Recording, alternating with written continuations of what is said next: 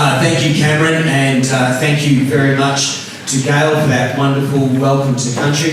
Thank you, everyone. It's a real honour to be here at this DEEP 2018 conference, and on behalf of Mark McGowan, the Premier, and Dave Kelly, Minister for Forestry, as the Parliamentary Secretary, it's a pleasure to be here. And if I can just begin also by acknowledging all the sponsors. And the range of sponsors, I think, actually does demonstrate where, in many ways, we are headed when it comes to taking action against the biological bulldozer that is Dieback. Recognising that industry partners and one of your major sponsors, your major platinum sponsor, Hansen, see their business as one that I suppose could potentially be involved in spreading, that they're taking the view that they can clearly be involved in halting the spread of Dieback, and the Luca Resources as well, and others. So clearly there's a recognition that this is a community-wide issue that has to be tackled correctly. Has to be tackled by agencies. I work most closely now in my Parliamentary Secretary role with the Forest Products Commission, and certainly with the Forest Management Plan, the mid-term review of that, it did identify that Dieback is a serious concern that we have when it comes to managing the health of our forests. But $5 million to the Project Dieback, and I understand that there's concern about whether that funding will be renewed and where future funding will come from. That's certainly a message that I'll be taking back to the Minister and to the Premier to make sure that we do realise the urgency of maintaining the good programs that are underway. And it's interesting that just in preparing to come along this morning, I did the usual thing of asking for some agency notes on where the spread of Dieback is, and I was very pleased to see that the Department of Biodiversity, Conservation and Attractions has mapped some 36,570 hectares, mapping for the disturbance and prioritising diseases and working out where management treatments should be. Unfortunately, I wasn't able to get hold of that map. And then I sort of dug a little further and went to the websites, and this is good, that we do have publicly available information, Dieback public map. If you Google that up on your phone, you'll be able to get to some mapping that does show you where Dieback prone areas are. The disturbing thing to note, though, when you do that, is that the high confidence data set mapping, the disease confidence mapping, it goes only to June 2008. In other words, we've had 10 years of inaction on making available information about where Dieback is to the general public. This sort of person like me who's just sort of perhaps out in the country and seeing some bush and wondering about what its Dieback status is.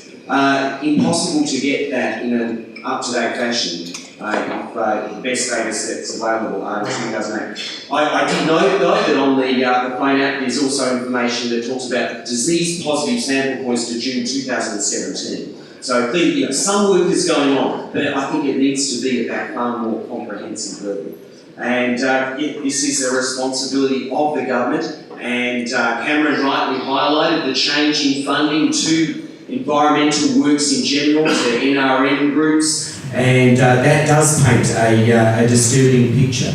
So that is a worrying job, and of course government funding is very scarce. So I suppose there is some hope in that point that I made earlier about the possibility for other businesses and community organisations to be involved. And I guess the role of government becomes more and more that one of supporting and facilitating technical research, supporting and facilitating natural resource management action in general, and helping that lead to broader community knowledge and then community action.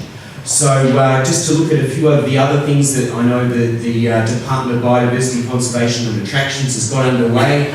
There's a program with Main Roads to make sure that sourcing of basic raw materials, like principally gravel and things like that comes from uninfested areas. Now, I'd love to think that actually our sourcing of gravel was from areas where there was no native vegetation, and I would like to think that that was in the main free of Phytophthora. But I suppose if we are sourcing from uninfested areas, that gives some people some confidence that there's no spread. But given the extent of native vegetation occurring across the southwest, where I believe much of this work is taking place, then I think there would be every reason to expect that sourcing from Dieback uninfested areas would actually equate to saying, well, go into areas where there's no native vegetation.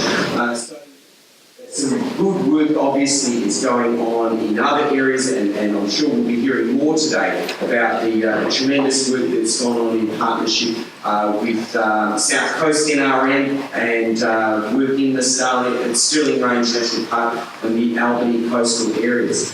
This is an amazing challenge for us, and I think one of the biggest components of that challenge is ensuring that there is broader community awareness. So just to bring you back to that point, that I think the availability of mapping, if there are people in this room today who can go back to their agencies and their organisations and say, well, yes, we've got to make sure that that availability is there, that it's easy to access on a portable thing like a phone or an iPad, that the information is accurate as well. So making sure that we do put the resourcing into providing the community with the most up-to-date information. But first, the thing is to have that sufficient degree of awareness there that the community will say, well, okay, I'm going out into the bush, what is the risk? And that they'll have that reflex. Just as people, when they're wanting to drive up to Perth or something, they'll look at where the traffic jams are, they really need to have the same sort of reflex to want to know where the dieback prone areas are that they might be approaching so that they can avoid the spread. And finally, of course, there are there's much interesting work going on in terms of disinfection of the idea of removing the disease altogether. And I know that the use of phosphite is being used in inoculation systems, and now I see, going back to the gravel issue, there's even the idea of disinfecting gravel with methane and sodium. So these sorts of things, it would be much better if we could just contain the problem and avoid its spread altogether, and hopefully get rid of it. But getting rid of it is probably going to take some sort of chemical action at some point as well. So it's a very challenging thing that we face as a government. We are very much ready to support you. Finding the finances is a challenge. No one can shy away from that. But the support that you have in coming up with plans and making sure that we've got the right technical solutions, that's something that we're very much up to helping with. So thank you very much, and look forward to hearing about the outcomes of today's discussion. Thank you.